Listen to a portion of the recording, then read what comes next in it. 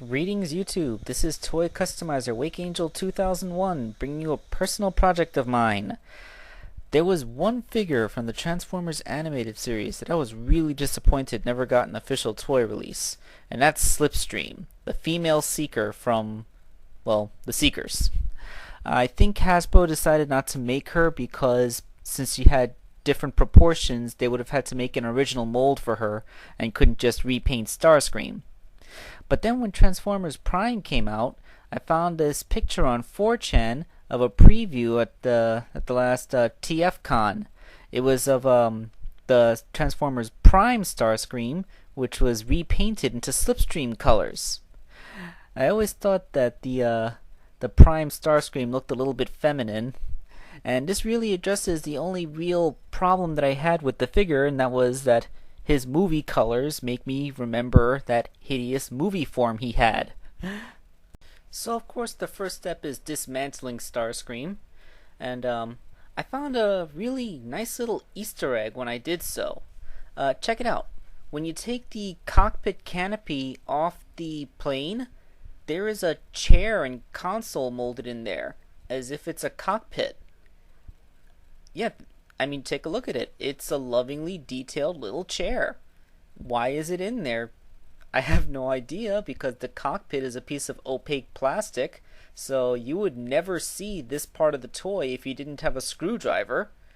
My guess is they initially planned on making this part of the figure have a transparent, cockpit screen, and you would be able to see the chair. But at the last minute, they decided to go with an opaque painted piece of plastic instead.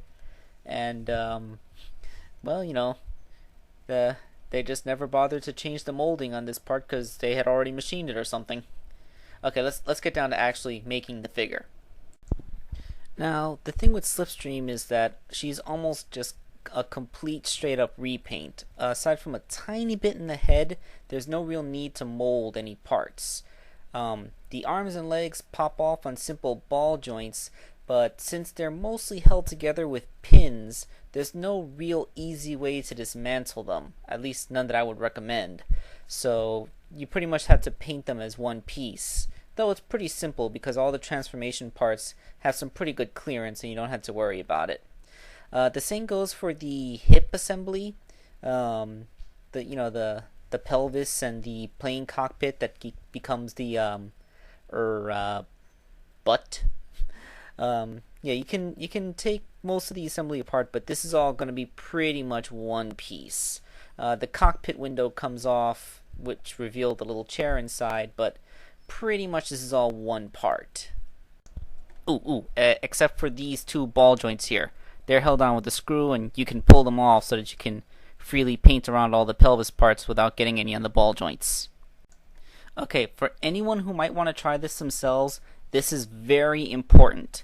You can take the chest piece off using a screwdriver, but then I found this tiny piece. It's been boxed for your convenience, and an arrow indicates its location in the toy. It has a spring, and its purpose is to make the transformation joint of Starscream's waist clicky. Without this thing, the plane mode wouldn't really hold together very solidly. It would just the cockpit would keep spinning around. It's a very important piece, and once you take the chest off, there's nothing holding it in place. It will fall right out, and it is incredibly tiny. So be very careful not to lose this part, because it is critical, and it's important, and it's really easy to lose. As for the chest assembly itself, you can take off the back, and that includes the entire assembly that makes his head and neck and stuff. And you can take the wings off. They come off with simple screws. And the back part of the cockpit canopy also slides off. This, again, allows you easy access to paint everything. It also really, really looks like a gunman face from Gurren Lagann. I mean, it even has an ab crunch that can make the cockpit open and close like a mouth, which is just hilarious. Oh, by the way, the really observant might have noticed that at that point I deviated from the colors just a little bit. If you look back at the Slipstream picture, you see that her waist is pretty much all purple here, but as you can see from the official reference art to the cartoon, she actually has like a metal midriff thing going on.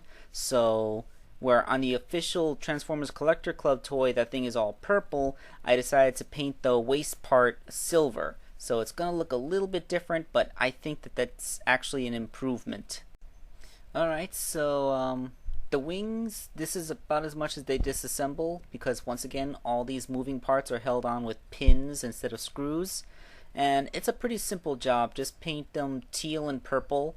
And by the way, again, this is purple syndrome, where purple never wants to photograph correctly, so the toy actually looks significantly lighter than it is in real life. But trust me, that they're Slipstream colors. Alright, here is the back and fin assembly. That little silver thing constitutes Starscream's back, or I guess around where her lower waist is. And well, this is all pretty much one piece held together by pins once you pop the head off. So you know, just paint around the moving parts. I left the jet exhaust and some of the armature. I just left it unpainted because most of it just goes underneath the back and inside the plane, so it's not really important to see, and it would make the transformation sticky if I tried to paint it anyway. Funny thing, Starscream does not have light piping, but his head is built as if it has light piping. See, there's a little screw you take out, and then you can pull the eyes out. This probably isn't completely necessary, but I did it to remove his head crest, and also it makes it easy to paint the face without worrying about accidentally painting over the eyes, because, you know, they're really small and it's hard to get a paintbrush in there. So with the face, I use my Dremel to grind his chin down to be less pointed. It also takes out that little beard point that he has, and I built Slipstream's crest. It's kind of, you know, I had to make it small to fit inside of Starscream's chest cavity when he transforms, but it's basically like it is in the cartoon with those two things that kind of split apart on the crest. And then when painted up, Starscream really does look feminine, especially with those huge eyebrows. It's just kind of silly. Would you believe the hardest part was putting lipstick? It's just really hard to paint tiny lips. I mean, I was able to do it on Black Arachne and RC because the lips were molded in, but Starscream just has this little line of a smirk drawn on his face. So let's see what she looks like completed. So while you're looking, let's talk about the Seekers from Transformers Animated. They were all basically like Starscream, but with one exaggerated personality trait. You know, one was a coward, one was a sycophant, one was a braggart, one was a liar, and then Slipstream was a girl. Starscream asked her what part of his personality she represented, and she replied, "You don't want to know." But she showed absolute naked contempt towards Starscream, and the first chance she got, she abandoned him and returned to the regular Decepticons for a short time. I mean, she eventually went off and did her own thing, but this leads me to think that maybe Slipstream represents the part of Starscream that liked Megatron? I don't know, like maybe that part of his personality manifested as female because maybe it thought taking that form would allow it to get closer to Megatron. I mean, maybe I'm doing a little bit of psycho shipping here, but I think that it seems plausible. I don't know. What do you guys think? What do you think Slipstream is supposed to represent in Starscream's psyche? I don't know, but these are all the pictures I have. This is Toy Customizer Wake Angel 2001, signing out.